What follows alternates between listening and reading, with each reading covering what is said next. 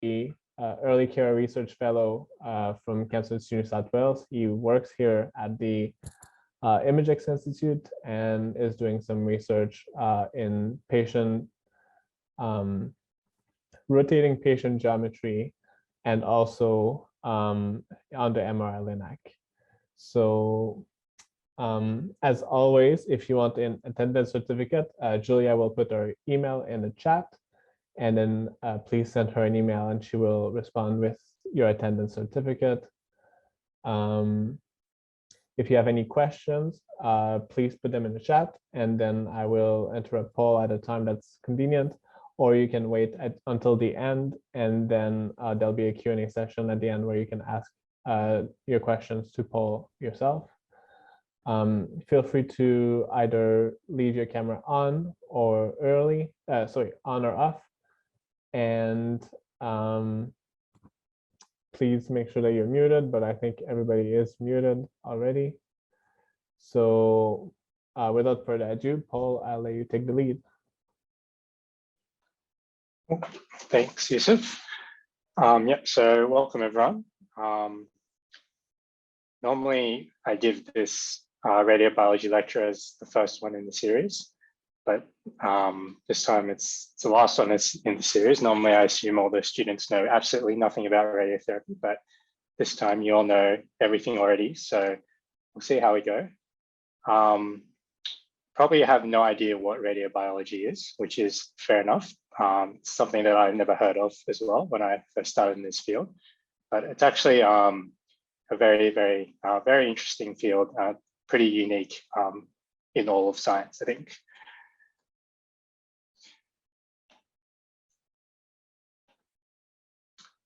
Okay, so what is radiobiology? If we go on to trusty Wikipedia, it says it's the study of ionizing radiation in living things, especially the health effects of radiation. So that's pretty apt model description. What radiobiology really aims to do is to look at how cells, organs, and organisms respond when they react to radiation, and just as importantly, to try to model these mathematically. So it's a really kind of interesting topic that's kind of intersects math, biology, and physics. So it's kind of unique, and there's not that many people in the world that do radiobiology, because it's hard to find people that specialize kind of in all three, and you really need like in-depth knowledge in all three in order to kind of be someone who studies radiobiology. There's kind of a couple of important things to note about radiobiology. First thing is that it's really kind of the fundamental underpinning of radiation therapy treatment for cancer. So if you think of radiotherapy as like building a house, this is really like the floor plans that you really base the whole thing around. So making an advancement in radiobiology is very difficult because you need knowledge in all these three fields. But if you manage to make some sort of advancement, because it's a fundamental building block, it's going to affect the whole treatment chain all the way. So kind of the concept of radiobiology is this idea that physical dose is not equal to biological dose. So what this means is that when you make a measurement for the amount of radiation, what you're really measuring is physical dose. So when you hear people saying this is a certain number of gray of radiation, what they're referring to is the physical dose. But on top of that, there's something called the biological dose. And the biological dose takes into account how cells react in an organism. So that includes what type of cell it is, where the cell is in the body, what that cell is doing, what that environment is. And depending on those factors, the biological dose can be wildly different even for the same amount of physical dose.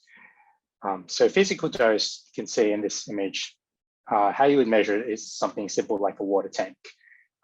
When you talk about radiation in terms of physical dose, it's just depositing a certain amount of energy in a certain volume. So 1 gray of radiation, by definition, is when you deposit 1 joule of energy in a kilo of water. And that's the same no matter where you are in the world, no matter if you're working on CERN or if you have a uranium source. 1 gray from either of those is always going to be equal to 1 gray. Whereas, as you'll see in this lecture, the biological dose, depending on a number of factors, can change greatly. Okay, so radiobiology, as you might have gathered from that, is a whole kind of unique area of research, and it's not something that I can explain perfectly in 1 hour, but hopefully what we can do is cover the basics, and by the end of the lecture, you'll be able to at least answer these kind of 2 questions which are fundamental to radiotherapy. So if we see radiotherapy, the overall goal is to cure cancer by delivering a lethal dose to the tumor and minimizing dose to healthy tissue. So that's the aim of radiotherapy. And what radiobiology will help us explain is, 1, how does radiation damage and kill cells? So what are the actual mechanisms that radiation can kill cells and kill tumors? And then number 2 is mathematically how you can model this process with the end goal to improve radiotherapy treatments. So by modeling part 1 mathematically, you can actually improve radiotherapy treatment overall. Okay, so before we get there, let's just explain what radiation is very clearly. So radiation is simply the transfer of energy through a medium. But when we talk about radiotherapy, when we talk about radiation, it's in the context of radiotherapy, which really means in this electromagnetic spectrum that covers all types of radiation, we're only really talking about ionizing radiation, which is this purple part that begins just after ultraviolet. So starting from X-rays and on to gamma rays. So anything below this we call non-ionizing radiation. And from a radiotherapy point of view, that means it's not going to interact with the human body. So it's not of particular interest or concern. But above this sort of purple section, that's when photons from this radiation is going to start interacting with the human body. And most importantly, it's going to undergo ionization. Okay, so ionization is a process of scattering. Scattering is sort of how radiation interacts with the human body. And there's a number of different scattering factors, and that depends on what type of radiation it is. Like, for example, we have X-rays usually in radiotherapy, and then also what kind of medium that radiation is interacting with. So in the case of the human body, that's mostly going to be water or carbon. And with that combination, the most prevalent type of interaction is going to be Compton scattering. So Compton scattering, you can see, is interaction that happens when the energy of the radiation is high enough. And this incident photon will come in here, interact with these electrons. And what will happen is that with sufficient energy, it's going to kick some of these electrons out of their shells. And then this incident photon will become scattered, and an electron is going to be ejected from the atom. So this is the process of ionization, and this is how the human body is going to be damaged, because if you follow this scattered electron, what will happen is that it's going to interact with DNA. So this electron that's been ejected from the atom is going to have a lot of energy imparted on it, and a number of things could happen. It could interact with a DNA. One of those is that it could interact with a DNA strand. So if this was to happen, these charged particles these electrons can make free radicals, and that bonds with oxygen to create DNA strand breaks. And this is what ultimately is going to kill a cell, because when these DNA strand breaks, one of the outcomes is that it will cause the cell to die. Okay, so if you think about it in your body, there's not really in terms of mass, there's not really much DNA. So the chance of this actually happening is not that high. The chance for an electron to interact with a DNA strand and cause a break is not that high. But what we have a lot of in our body is water. So really the majority of interactions are going to be electrons interacting with water. So these electrons can cause a secondary ionization reaction that can cause this hydrogen atom and this hydroxide molecule to split off. And this hydroxide molecule can also make free radicals and cause DNA strand breaks. So this second interaction, which is called indirect ionization, is much more common than this direct method. But the end result is the same. The end result is that when ionizing radiation enters the body, it's going to undergo scattering, usually with the Compton effect. That's going to eject electrons, and the electrons, either through direct methods or indirect methods, is going to cause DNA strand breaks. Okay, so what happens next? So DNA strand breaks, when they occur, can either occur as single strand breaks or double strand breaks.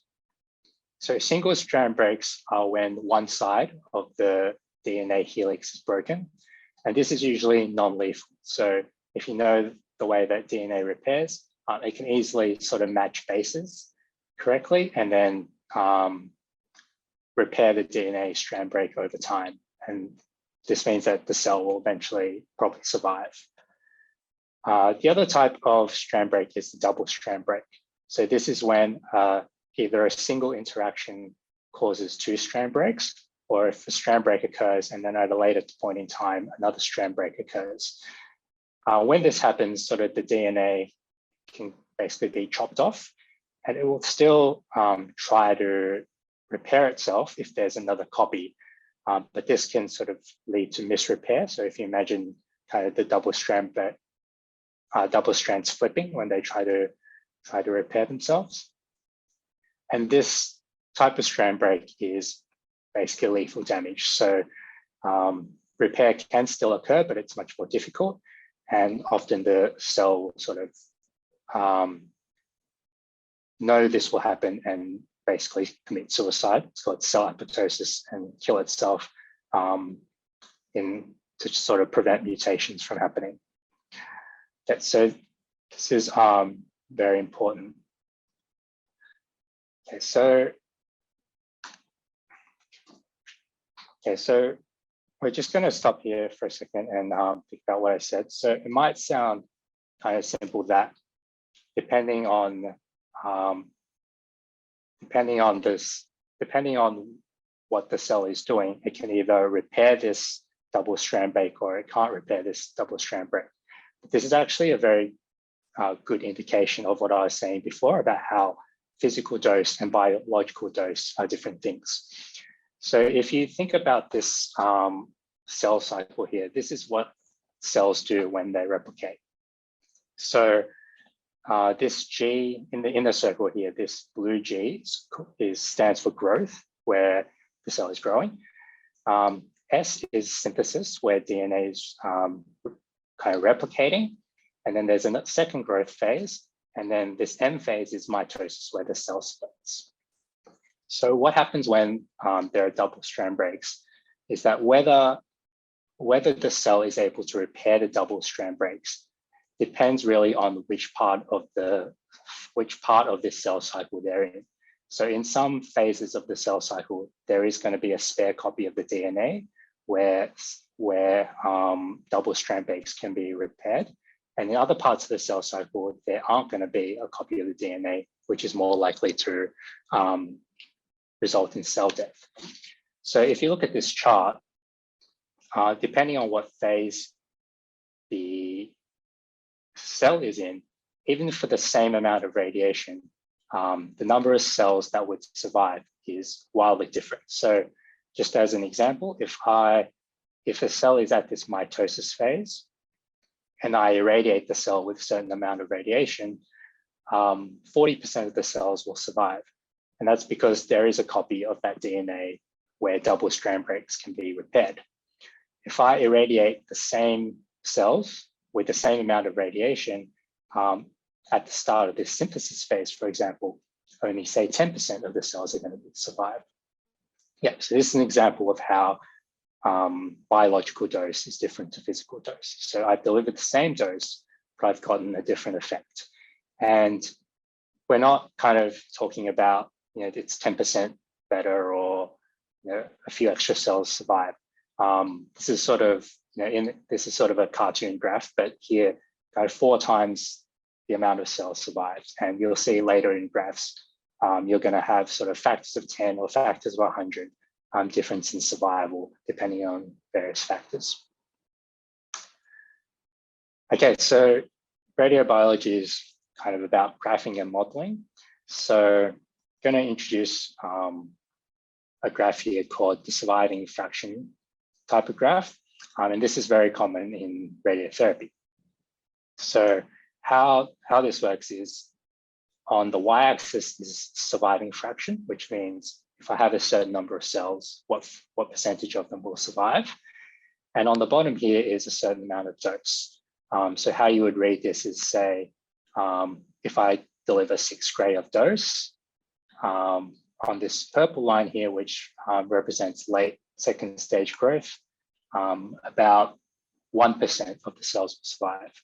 Whereas if I give 6 gray and we're in this yellow asynchronous mixture stage, then something like 50% survive.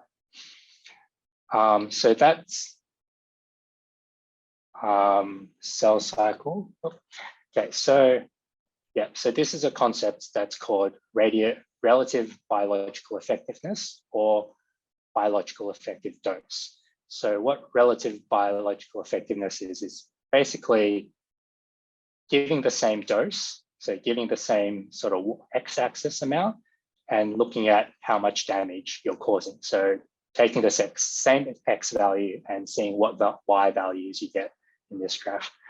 The other way to look at it is biologically effective dose, which is sort of the other way around. You say you want to achieve a certain surviving fraction, so say 10%, and you look at what amount of dose is required to get to that survival rate. So that's, so you would say, if I want 10% survival, the biological effective dose is 4 gray in this purple mitotic stage, and it's something like 11 gray in this yellow asynchronous mixture stage. So these are sort of in radiobiology, different ways of describing biological dose. Whereas if you were looking at physical dose, you just kind of look at 1 gray, which is always 1 gray, no matter where you are in the world. So another kind of important factor, which I'll also explain later, is oxygenation.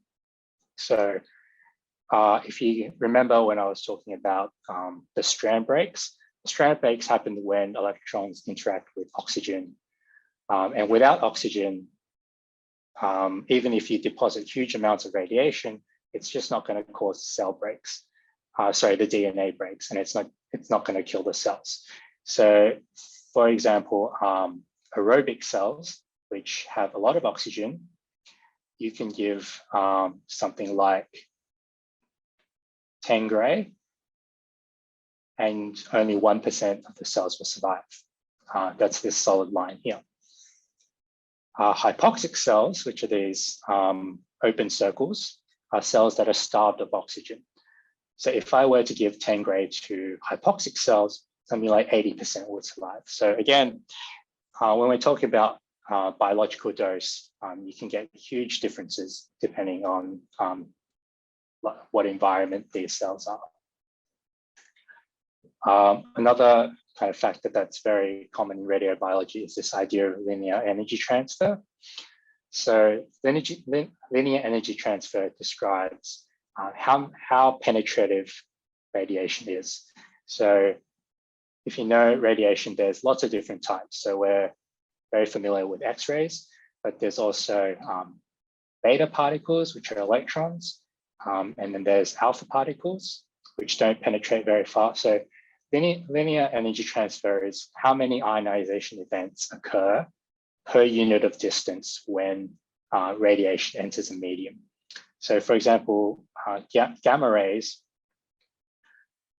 when you get photons entering the body, for example, the average distance for a gamma ray collision is 164 millimeters, whereas with an alpha particle, it's only 0.04 millimeters.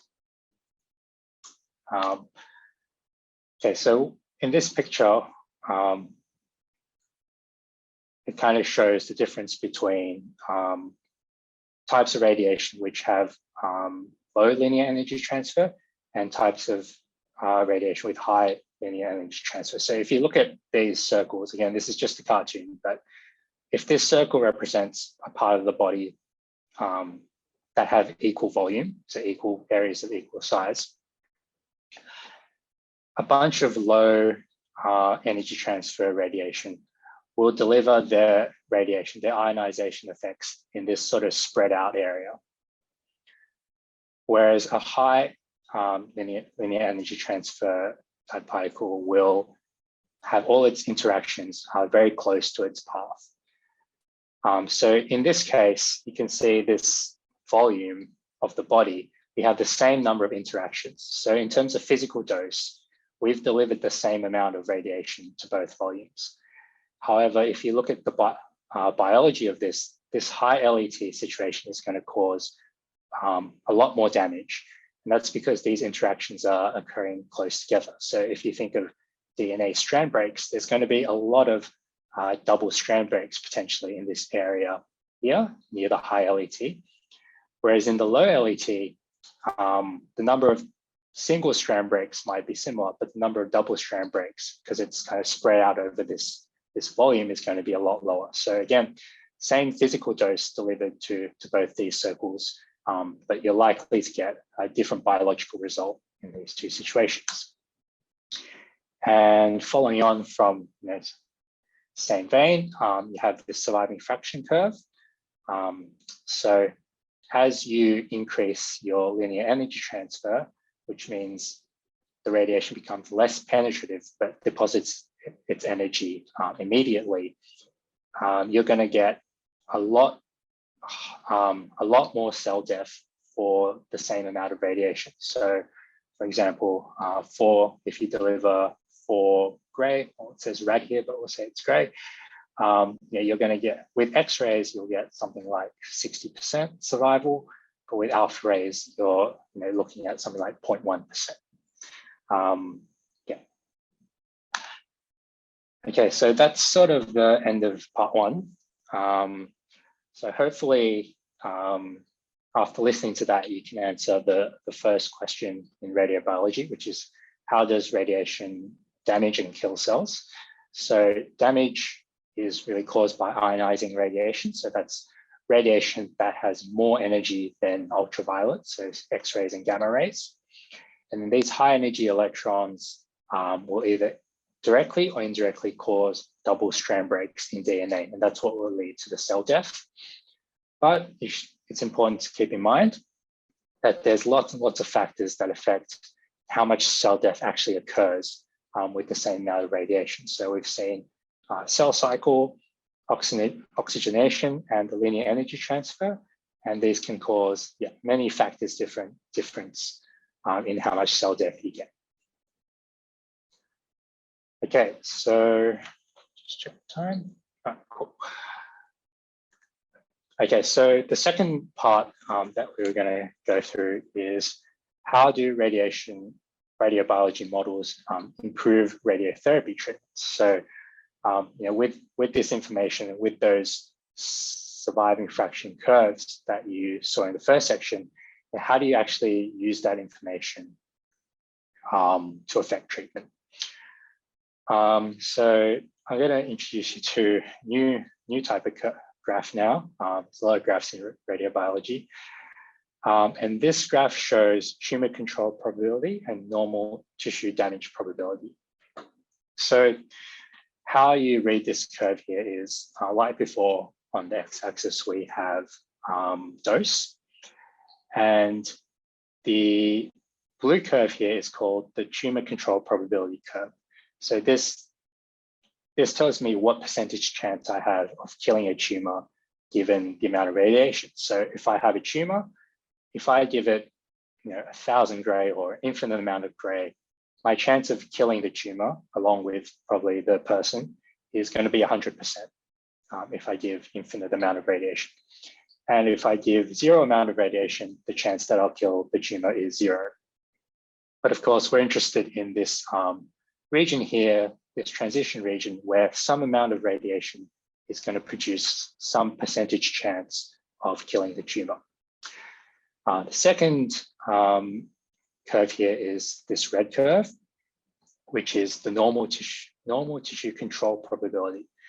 So in a similar vein, if you have a healthy lung and I give it, 1,000,000 gray, a ludicrous amount of radiation, the chance that I'm going to damage that tissue is 100%.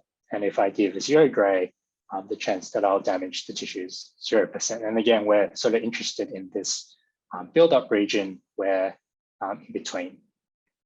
So the idea, and that's this dotted line, is that for each tumor type that we're trying to cure, there is some amount of radiation that we can give that will have a high percentage chance of controlling the tumor, and just as importantly, a low percentage chance that will cause damage to normal tissue.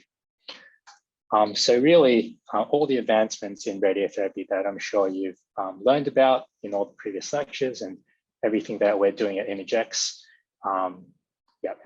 everything that we strive for in radiotherapy is really to try to move this blue line as far to the left as we can, and move this right line as far to the right as we can. And as we do that, this kind of area where we can successfully treat gets higher and higher. And that's sort of what we're trying to do. And what radiobiology does is it tries to model these curves in a way that you can predict what happens. Okay, so the fundamental mathematical model for radiotherapy, and the fundamental mathematical model in radiobiology is called the linear quadratic model. So it's kind of very simple mathematics, and yeah, it's quite amazing that such simple mathematics can have such a profound effect on healthcare, really. So if you think of cell survival in terms of strand breaks, what you can do is graph cell survival in terms of strand breaks and in terms of dose in 2 components. So if we have a certain amount of dose, which will cause a certain amount of cell survival, which is this curve here that we've seen before, this curve we can really think of as having 2 components, the linear component and the quadratic component, which is why it's called the linear quadratic model.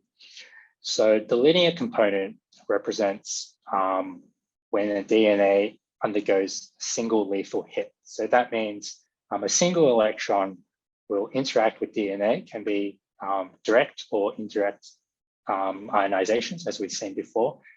And that electron by itself will cause a double strand break. And this is linear in that if I have more electrons, I'm going to have more of these events occurring, whether they're common or rare. It's just a linear relationship. How susceptible a certain tissue is to this effect, or is determined by this coefficient alpha. Okay, so it's alpha times dose. The second component is quadratic component, which represents kind of interactions that build up over time. So rather than a single electron causing a double strand break, this represents electrons that can interact just once and cause a single strand break. But then later, and it could be seconds later, it could be hours later, it could be days later, a second electron will come and then cause the second strand cause the second strand break. So this is quadratic because this is something that sort of builds up over time. Okay, so basically these combine this linear quadratic model and its two coefficients, alpha and beta, can describe more or less the surviving fraction of all different cell types. So people in radiobiology actually do this, measure this empirically. So what they do is they plate cells. They'll get tumor cells or even healthy tissue cells.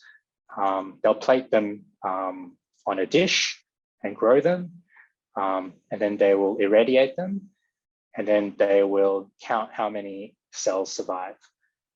So that's usually in terms of colonies. So you would say a cell culture that has received no radiation after a week will have this number of colonies.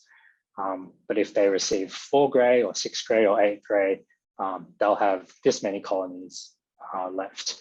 And by doing this, which is a lot of work, we've basically built up a library of these alpha and beta ratios for a bunch of different cell types.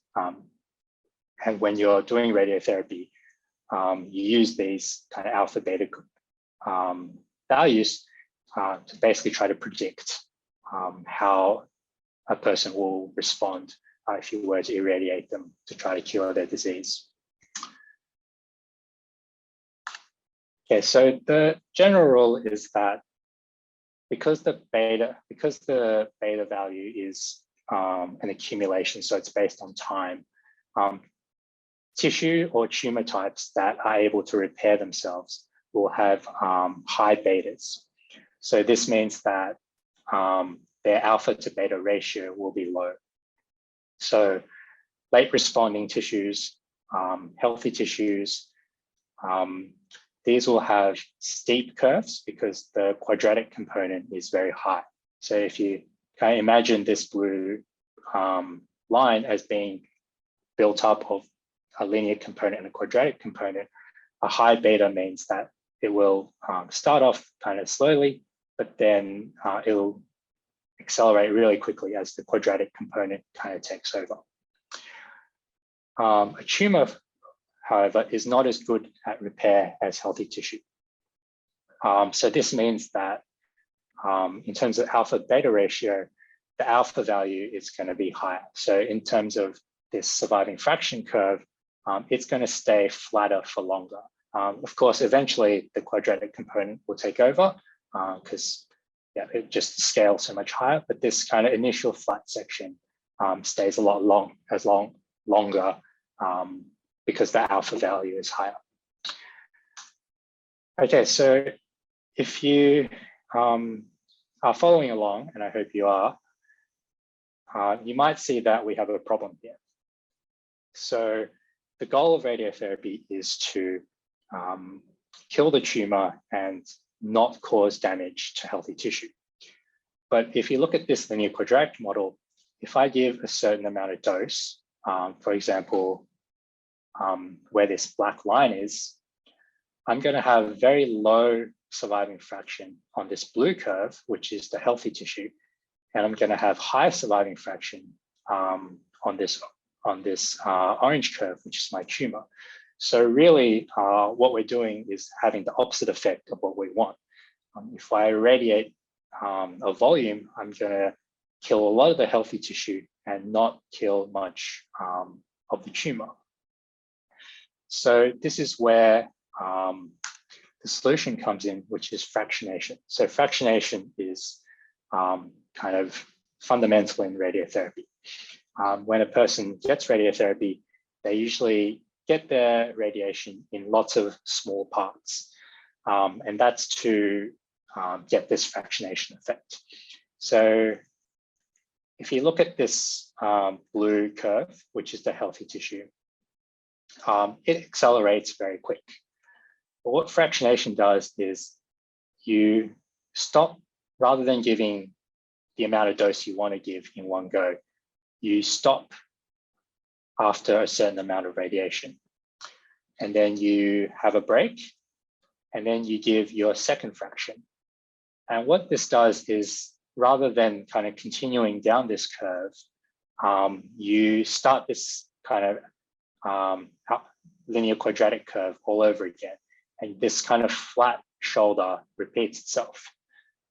So in a radiotherapy treatment, rather than whacking all the radiation in one go, you get a bit of radiation and you have a break, and you continue and you continue and continue. And what this does is you constantly get this shoulder effect. Every time you receive radiation, you get this shoulder effect over and over again. This is for the healthy tissue, this blue curve, but the fractionation also happens for the tumor curve, this orange curve.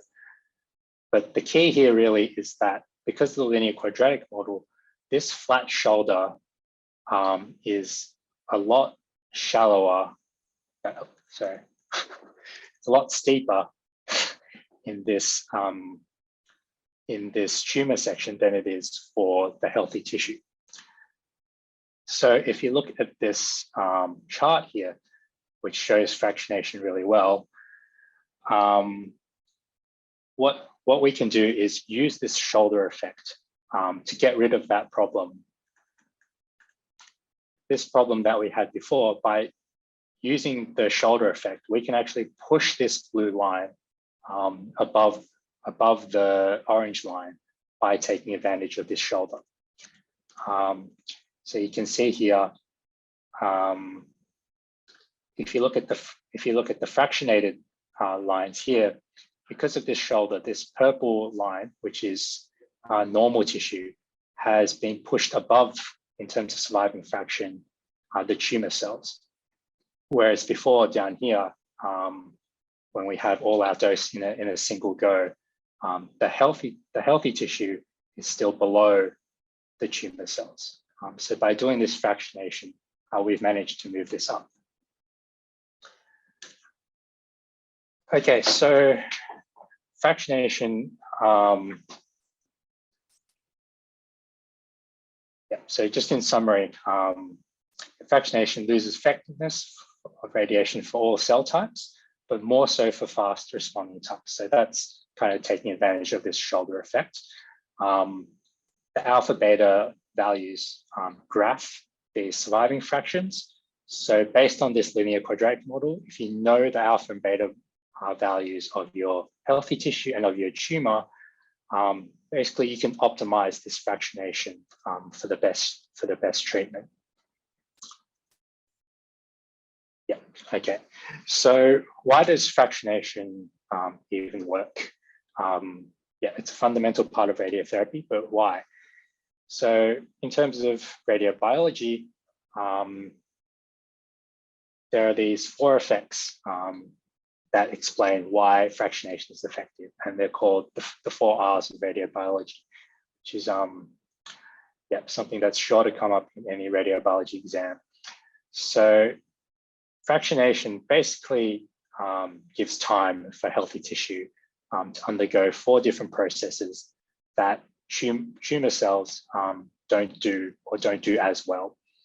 And with these 4 processes, that's sort of the manifestation of that shoulder that you see mathematically. Okay, so the first is repair. So repair is kind of the most easy to understand. You have DNA that has a lot of single strand breaks.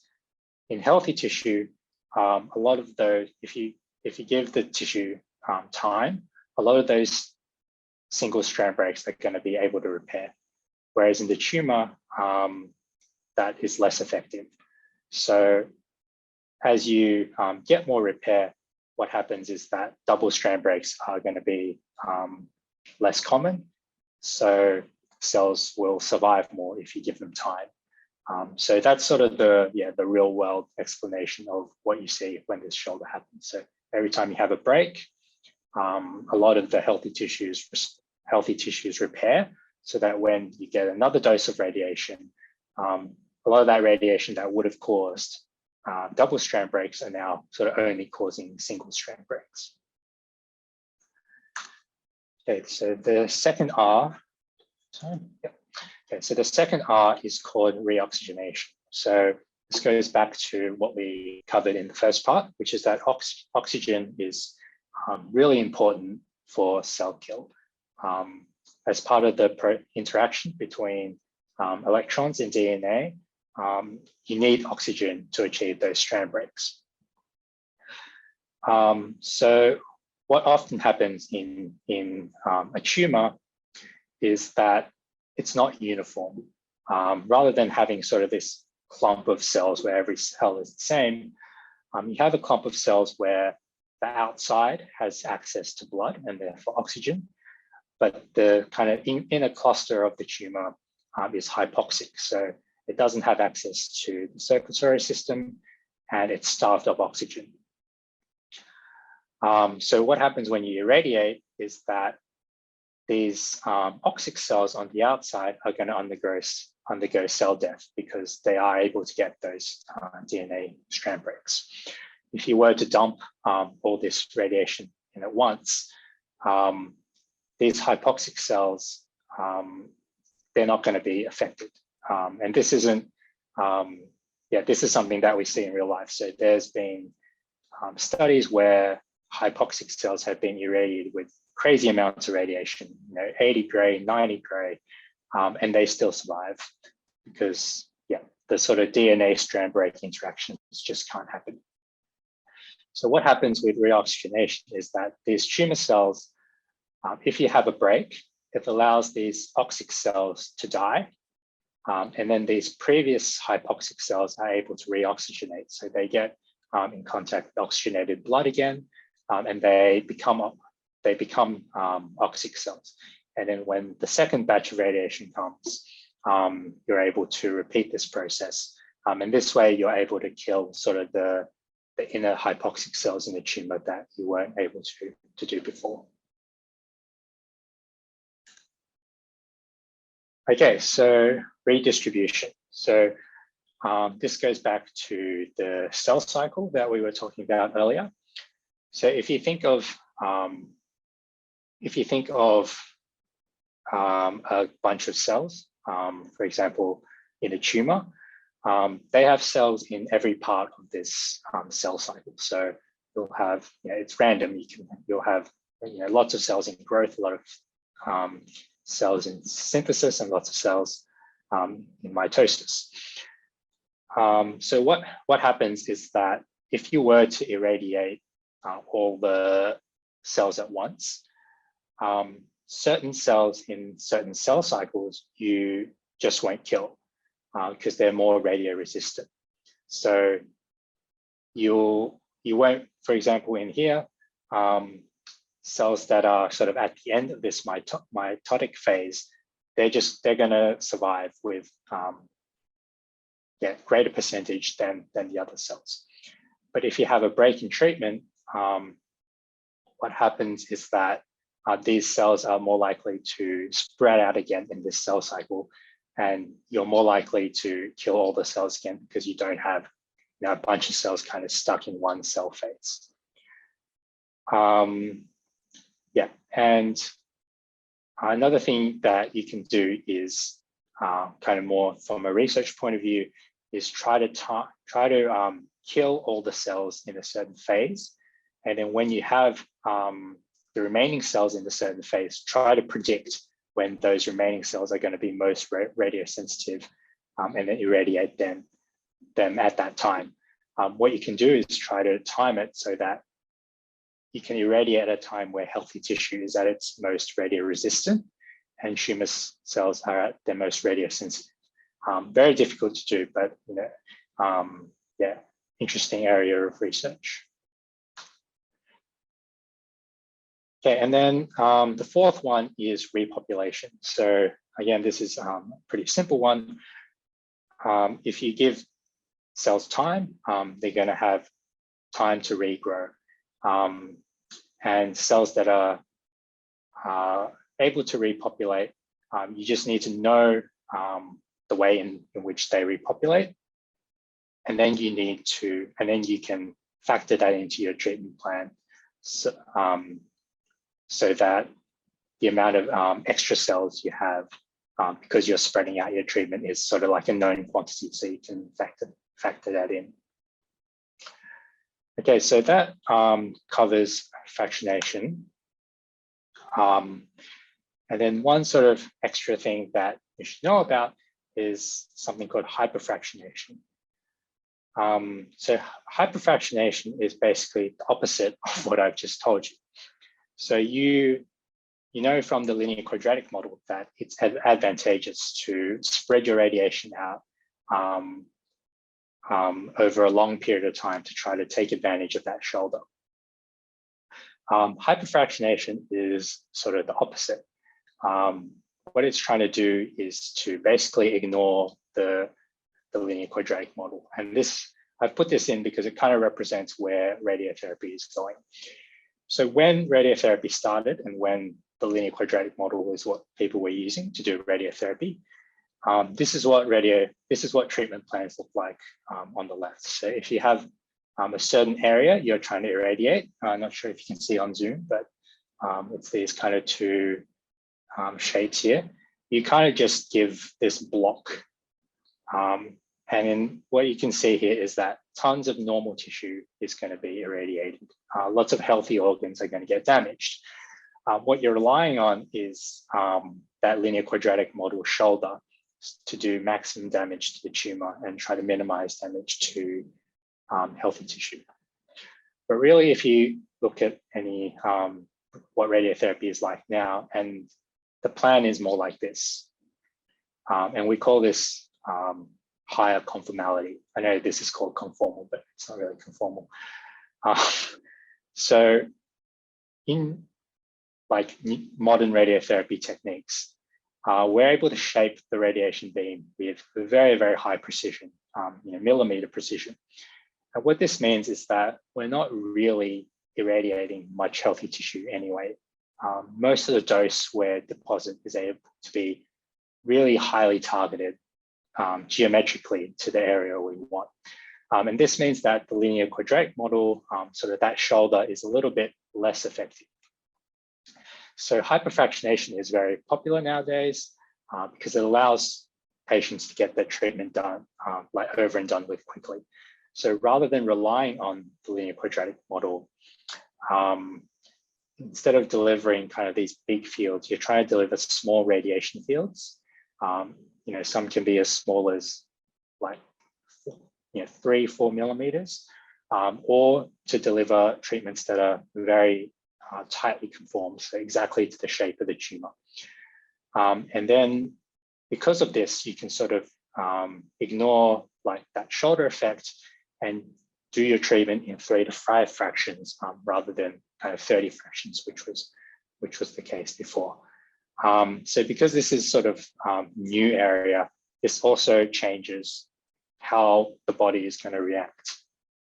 So in terms of radiobiology research, a lot of the research now is about how to model radiotherapy in its current form, where the dose is delivered a lot faster in a lot more kind of geometrically targeted technique.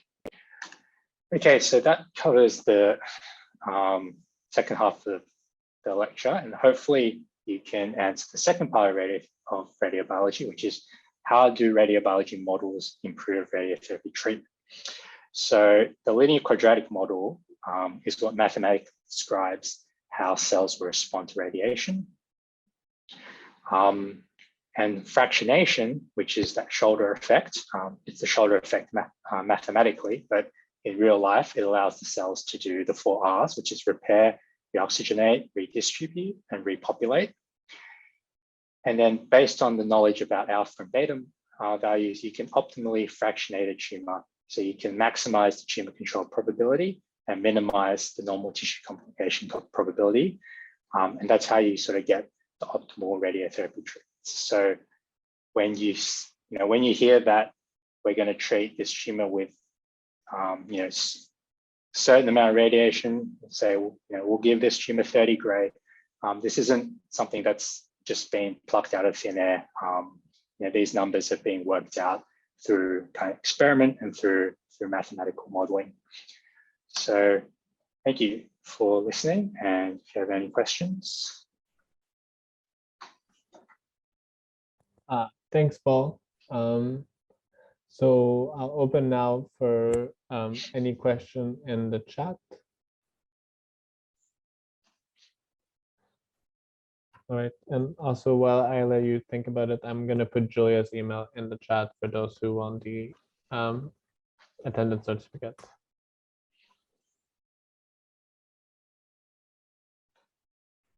So one thing that we haven't really touched about in the summer lecture series is flash. So for those who don't know, flash is a very, very high dose rate irradiation. I was just wondering if you can talk a little bit about the radiobiology of that and how flash might be better. Yeah, I think the thing with radiobiology with flash, well, so for those who don't know, flash is about delivering dose extremely quickly. So, you know, rather than sort of one gray a minute, we're talking, you know, 1 gray, you know, tens of grays, or maybe even hundreds of grays per second, and just sort of getting the treatment done immediately. The thing with radiobiology about flash is that there is no radiobiology knowledge about flash. Yeah, so flash is one of those situations where if you go by the old radiobiology, much like hypofractionation, you expect, you know, poor results. Yeah, if you go by the linear quadratic model or models that people have used, you know, you expect basically worse outcomes than what you get. But sort of in the early experiments of flash, where they've done animals, you've got kind of excellent results. And yeah, I think going back to what I said, so at the very, very start, radiobiology research is really hard. It's really slow. It's a lot of plating cells, irradiating cells, waiting, and then getting a graph with like 2 points on it, and trying to get results. And yeah, so I think in terms of flash, it's big, you know, it's a in terms of radiobiology, it's a question mark as to why we're getting these positive results. And there's a lot of work, you know, to be done to try to figure that out. Cool, awesome. Does anybody else have a question for Paul? Yeah, Paul, so I maybe missed that point. So what happens to the shoulder effect with hypofractionated treatments? Yeah, so the shoulder effect, if I just go back. So the shoulder effect still happens. But the idea is that with these new treatments, the healthy tissue is getting so little dose that it almost doesn't matter. So if you look at the left, the healthy tissue, so anything that's not in this kind of U shape, it's getting irradiated with the same amount of radiation, but you're relying on that shoulder effect to try to kind of not have normal tissue damage. With hypofractionation, you're basically letting that damage, you're letting that shoulder effect not happen, but you're replacing it with conformality. So you're shaping the radiation so closely to your target volume that the normal tissue isn't getting radiation anyway, or the radiation is getting is really, really low, that it kind of mitigates the linear quadratic model in that way. So I guess it's kind of using geometry rather than using time to kind of get around that problem. Oh yeah, yeah. Thanks.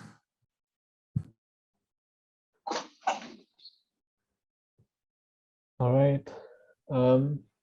It's 3:56. So unless somebody has a quick question for Paul, then thank you everyone for attending. Oh yeah. I can ask a very kind of stupid question, probably. So like when you do these experiments for radiobiology, you probably do this for like you just use some animals to do these experiments, right? And then how does that translate to humans? And So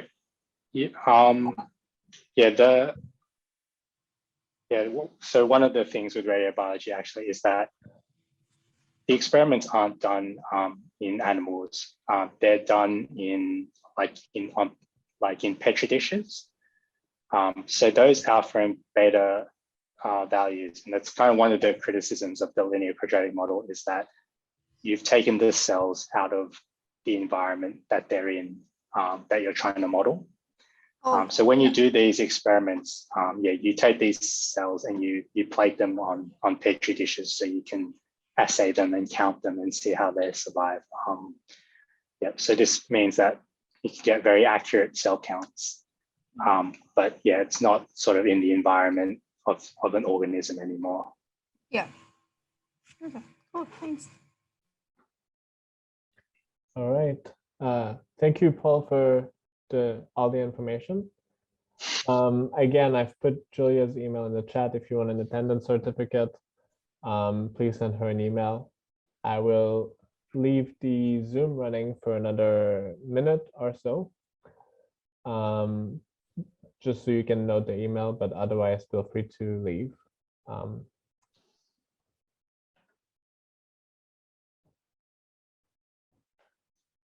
Thanks, everyone. Thanks, Paul. See ya. See ya.